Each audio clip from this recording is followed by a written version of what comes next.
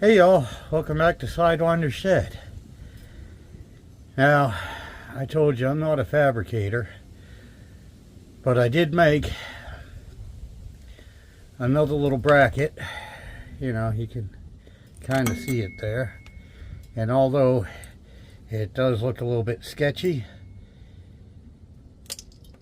it's holding that dipstick tube in. Yeah, I just had this thing running and I'm trying to get my hand past the exhaust, which of course is hot. But, alright, let me try right-handed. It is solid.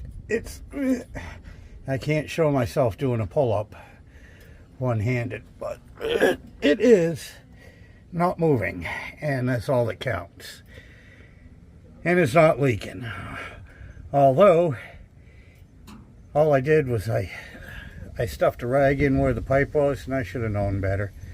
Because all the rag did was just wick all the fluid out. Even though I had it up on ramps, you know, trying to keep the fluid away. But unfortunately, this is, with this transmission, it doesn't have the check valve or whatever. And the torque converter drained back as it was sitting up in the air, and I lost a little bit over a half a gallon of fluid, and of course it's all over my driveway. So now I gotta clean that up. But as nasty as that looks, it is not leaking, and I'm gonna get under here and wash and hose this thing down with some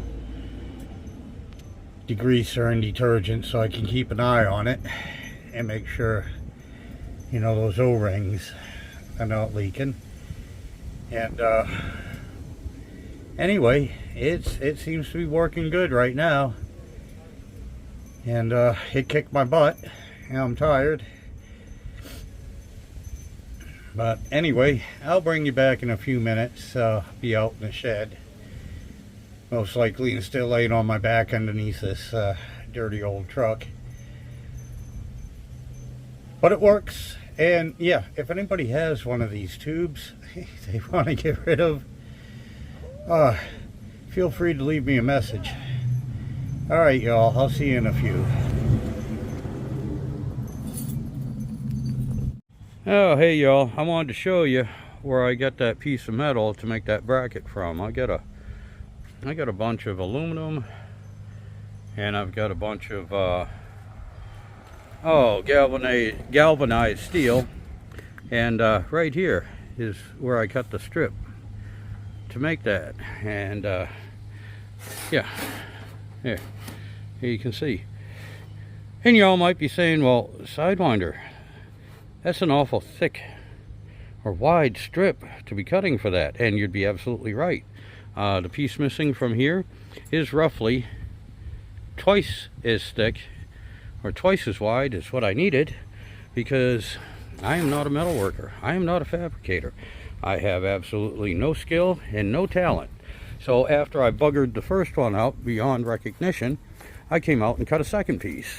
And I'll show you how I formed it so that it would somewhat work. I'll bring you back when I get to the shed. Okay, so anyway, here's that piece, one of the strips of the galvanized. This, you know, I did cut them extra long too, so that was the cutoff piece on one of them. And instead of trying to bend that or whatever and redo everything, basically all I did, and I did this in a vise, is this is aluminum foil just for show. And what I did was, you know, basically I used the socket in a vise and I bent it around till the ends met. I put one of these screws, where are you? There we go. I put one of these screws in here to cinch it up tight against the tube. Use the old piece of the tube for a template to see where the bolt hole goes. And then, of course, it had to bend like that. And then, of course, down a little bit as well, because it's not an actual 90 degree. It's somewhere around 60 degrees or something like that. And that's kind of what I ended up with. I did all that with just a few hammers, some pliers. Oh yes, and on the real thing too, I had that same deal, trying to get those lined up. But anyway, that's basically all I did. Again, I'm not a fabricator. I don't really have any metalworking tools, and I honestly have no idea what I'm doing. I'm just winging it. But anyway, I got it in. It works. You saw it's good and tight. I was able to do half a pull-up. You know, I mean, there's not much room under there, and I was doing it one-handed. But anyway, it holds my weight. Didn't move. It's solid. And yeah, I lost about a half a gallon of transmission fluid because it was up on the ramps. And that transmission, this is the old style transmission, I guess. The one I pulled out of it didn't do it. The I guess there's a check valve. Y'all can check me. This is what I was told. There's a little check valve inside there that prevents the torque converter and everything from bleeding back and leaking back into the pan. This transmission obviously doesn't have it. And I've noticed that before. A lot of times I have to throw it in neutral when I first start it to get the pump to pump up all the fluid. And if you check the fluid without it running in neutral, or if you check it in park, it always shows over full.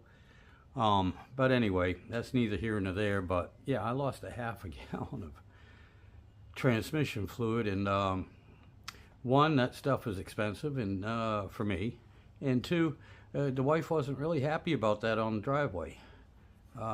So anyway, I got that cleaned up best I can right now. I'll have to get some what we used to call speedy dry, catlet, or whatever, oil dry, oil clean, you know, and got the big broom, and I'll spread that all over the driveway and brush it in, walk on it, and do what we used to call the speedy dry dance, you know. Anyway, that's the update, guys. I know I'm babbling on. The heat is getting to me. The humidity is pretty high right now, and I appreciate y'all watching and checking in with me and subscribing to the channel. Thank you all.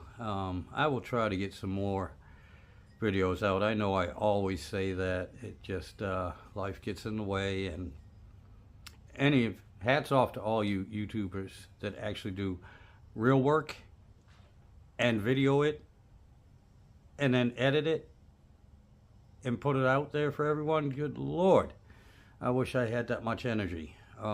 Could I do it? Yes. Do I want to do it? No. I like as much as I can the one-shot deal. This is me. This is what I did. And you can see all my mistakes. Although I do try to edit out the... No, I don't. Anyway, again, thank you all. Appreciate it. And we'll catch you next time. Y'all take care.